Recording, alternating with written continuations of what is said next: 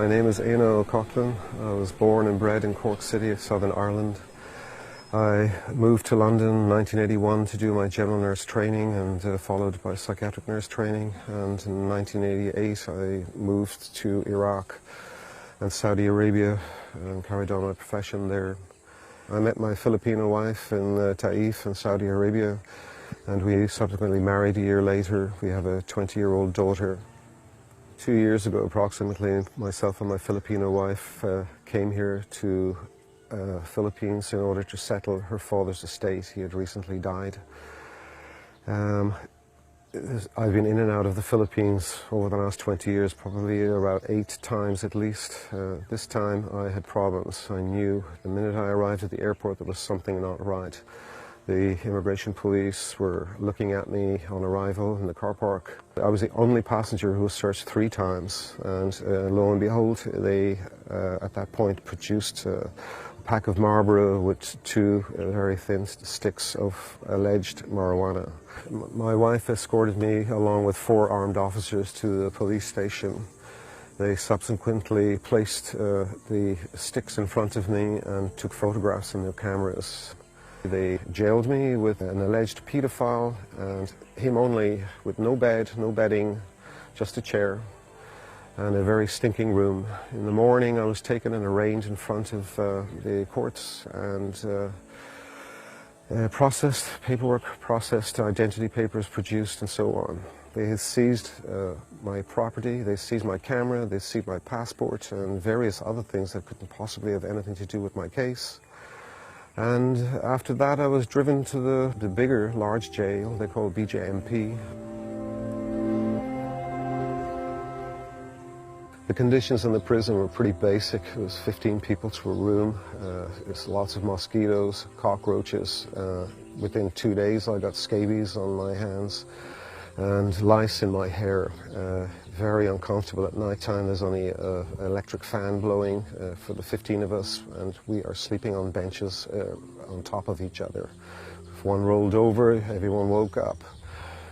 We shared a toilet and shower, so when you showered, everyone else was just looking at you. You were covered just from the waist down. You had to queue up for everything, and there was a strict regime of where you had to be roll called about every 4 hours.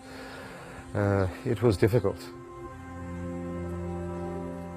On my first night, I was gently groped by 2 people either side of me. The following morning, my fellow prisoners called my attention to the TV Patrol News broadcast on TV. That's when I really fully realized that the sticks, or joints as they call them, had completely changed from the cigarettes that I had in the airport. And at that moment I decided to go on hunger strike, just to make it very clear that I'm an innocent and I've been set up here. I was being framed by these people. The hunger strike lasted for 5 days until my wife's family paid the 100,000 peso bail. Even after the bail was paid, I wasn't immediately released. It took phone calls from the Irish consulate in Manila demanding my immediate release. I was framed because it was common knowledge that we had come to settle the estate of my wife's father, and so people knew there was money, and that's why I was framed. It's not unusual in the Philippines. They thought that I would pay up their demands. The demands were passed through to me by intermediaries, and they were refused by me. And I had been advised that this is a very dangerous road to go around, paying people off. I'd been advised by the consul not to go down this avenue.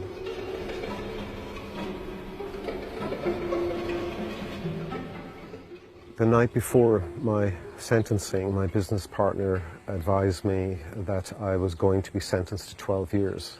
That was done because I was being given an opportunity to pay off, the final opportunity to pay them off before sentencing. And sure enough, the following day, to a packed courtroom and camera crews, I was sentenced to 12 years in prison for 0.38 grams of marijuana. And that includes the tobacco weight, so the amount is minuscule. 12 years in prison is essentially a death sentence to me. I'm 55 years of age, and in the Filipino stinking, squalid conditions, I would not survive. I've been here now for over 2 years, and it's very difficult for my wife and my daughter, and my brother and my sister and my mother have all died while I've been here. All been unable to attend their funerals. It's fairly difficult.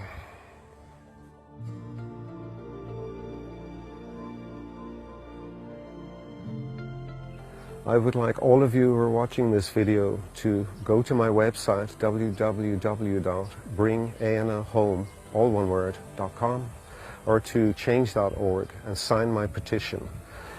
Some of you might be able to take the time to write to your local politicians and your local newspapers to highlight my case and help me to get out of the Philippines and get back home to my wife and daughter.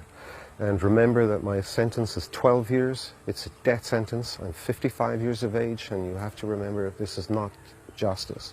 I am an innocent person, and I am desperately needing your help. Thank you for listening to this video, and I hope you will sign. Thank you.